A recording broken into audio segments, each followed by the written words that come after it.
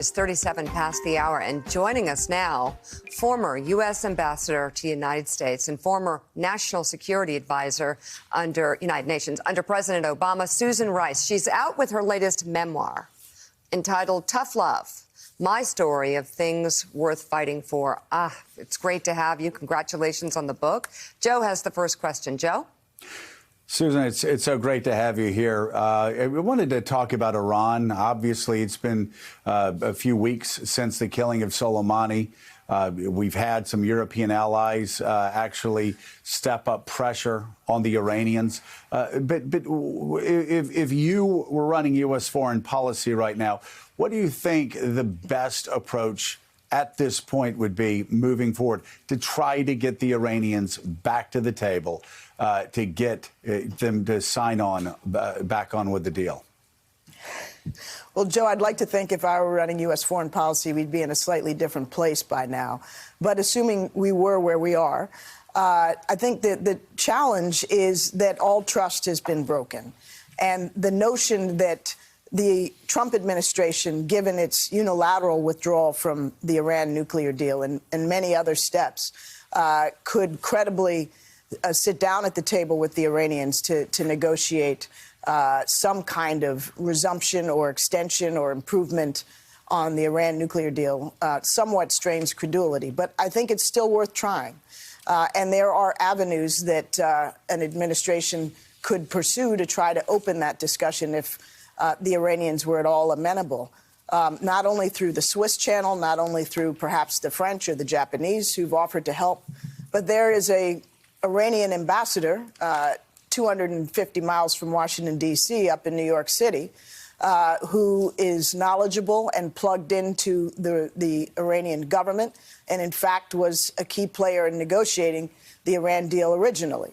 And there could be an opportunity for a very low-key, exploratory discussion about what may be possible. But it has to come in the context of a broader de-escalation.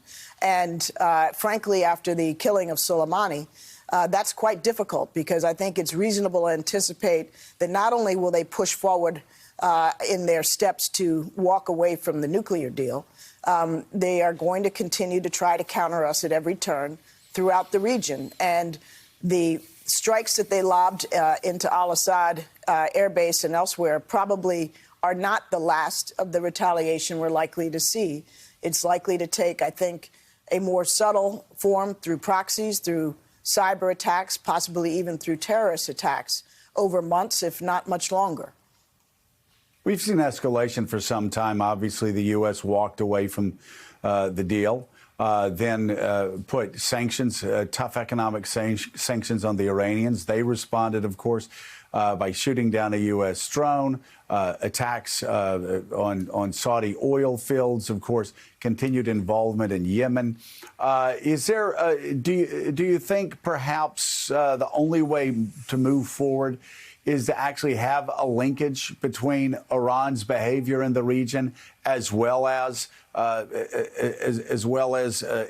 to the terms of any nuclear deal? I understood why you all felt the need to not link Iranian behavior in the region to the nuclear deal, that they were two completely separate things. Do you think moving forward that maybe there needs to be more linkage between both of those items?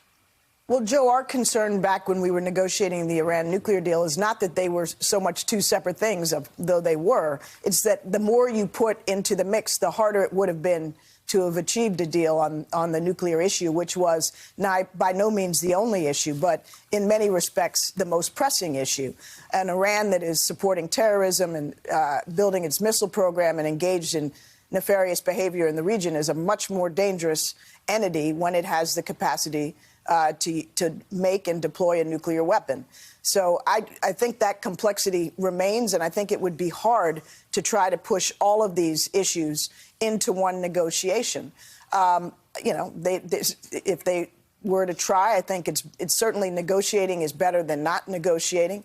But I think that it might be more achievable to start narrowly within the confines of the nuclear agreement, try to build back trust by perhaps ramping back our sanctions while asking them to ramp up their compliance and see if in an incremental, step-by-step way, there's some potential to regain a degree of confidence. I'm going to pull back and ask an overall question about the president's foreign policy and our national security as it pertains to personnel. And, David, I think I'll ask you, and you can take it to the ambassador.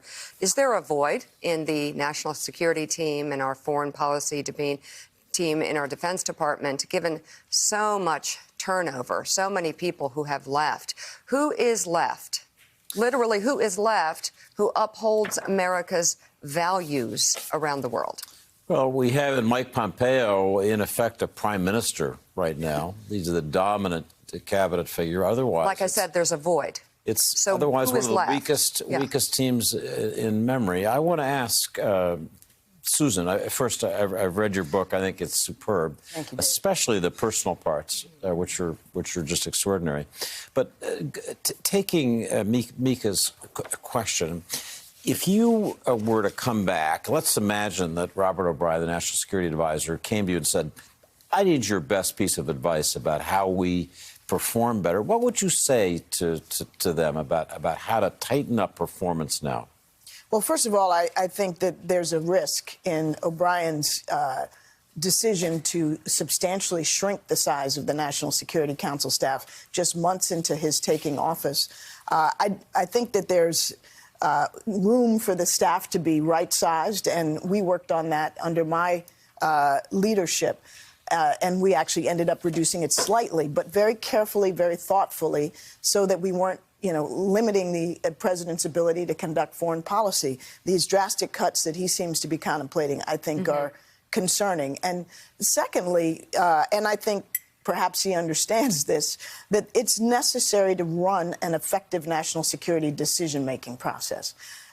You need options, analysis, information that boils up from the expert level to the deputies level to the cabinet level, so that the consequences and the risks and the objectives of various decisions can be thoroughly vetted and then presented to the president with all the analysis that goes with it. Now, obviously, there's another challenge, which is that we have a president who's not particularly interested in analysis, consequences, or really the substantive details of these issues. But it would still produce, I would think, better outcomes and the potential for better presidential decision-making if we had a functional national security process, which is completely broken down.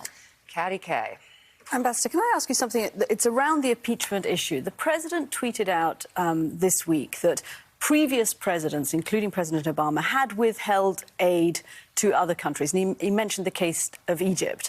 I've been asked about this, actually, by viewers abroad. Well, if other presidents have done this, maybe it was OK. Why was it not OK for President Trump to do it? Can you clarify the circumstances under which President Obama withheld aid to other countries? And I think Egypt was one of them around human rights, and how that's different from what we're dealing with now. I'm glad you asked that question, because there's a lot of craziness out there coming even from senators who ought to be more informed. Yes, President Obama, President Bush before him, President Clinton, President H.W. Bush, American presidents have used White House meetings, assistance, and other things to advance U.S. national security interests, things that benefit the United States of America. We use these tools. We use, as we like to say, carrots and sticks, but we don't use them to advantage an individual, particularly the President of the United States, for his personal political gain. So take Egypt. The concern with Egypt was that the regime and the leadership in Egypt were terribly abusing human rights. They were mowing down people on the streets of Cairo using tanks and other heavy weapons. That was not acceptable from the perspective of American interests and values, and therefore we withheld aid. It wasn't because President Obama was trying to get President Sisi to help him in an election or to help him help somebody else in an election for his personal political advantage. The problem with what President Trump has done, what is so in violation of his oath of office, the Constitution, and our national security interests, is that he used these levers not to advance our interests, but to advance his personal political gain. Karine. And just on that same note, Can you explain to viewers in the simplest terms why what Donald Trump did with Ukraine put us at a national security risk? Can you just really lay it in there? It's simple. Yeah. Russia, our adversary, is at war with Ukraine. Ukraine is extremely vulnerable, and our policy on a bipartisan basis since 2014 has been to support Ukraine with military assistance, with economic assistance, with diplomatic assistance, so that it can stand up and defend itself against a hostile Russia. When we deny Ukraine that political support, like a White House meeting, the military assistance, we are crippling its ability to stand up to Russia, and we are strengthening Russia's position in the region and against us. And it sends a message to Russia that we don't care what it does with the countries on its periphery, that it can meddle, invade, assault countries with impunity because the United States doesn't care. We have a president that's out for himself rather than for the national interest. To close, I mean, I don't want to dive into politics or endorse anyone here, but you tweeted something nice about Pete Buttigieg, and I think in the foreign policy world, in your world, boy, is there going to be a lot of cleanup post-Trump, whenever that is, because I don't think, people have time to really go into the minutiae. It's a very complicated world of geostrategy, geopolitics, and our relationships and our adversaries and our allies and building those relationships. Can you even try to describe the amount of cleanup that's going to be done at some point? It's an extraordinary amount. But let me just back up and say, you're right. I haven't endorsed anybody. Right. I had the opportunity to have a meeting yesterday with Pete Buttigieg, who I have met only once before. How'd it go? So it was great. It was fine. He's a thoughtful, very smart guy. But I'm impressed with a number of the candidates in the field. Obviously, I had the privilege of working for 8 years very closely with Vice President Biden, for whom I have enormous admiration and respect. I also am very close to Senator Michael Bennet, who I've known since we were children together, and I think very, very highly of him and his temperament and judgment and intellect, too. So I think there's still a number of strong candidates in the field, and I look forward to seeing how it plays out. But I hope what emerges from our primary process is a leader with the experience, judgment, temperament, wisdom to understand how complex the work will be to restore our leadership in the world. And that's going to take a lot of very careful, measured effort. Yeah. Former National Security Advisor Susan Rice, thank you. And again, her latest memoir entitled Tough Love, My Story of the Things Worth Fighting For. And starting at the top of the hour, Chuck Todd, Ari Melber, and Chris Matthews host MSNBC's special coverage of the impeachment trial of President Trump.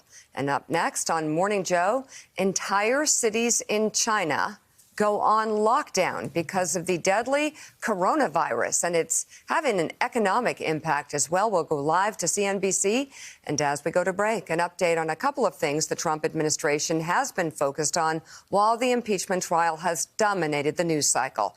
The administration announced yesterday new visa restrictions targeting pregnant women, designed to keep them from giving birth in the United States. Anyone born in the U.S. is considered a citizen, according to the Constitution. Also yesterday, the administration removed half of the country's wetlands and millions of miles of streams from federal protection. This is the largest reversal of the Clean Water Act since the law was passed in 1972. We'll be right back.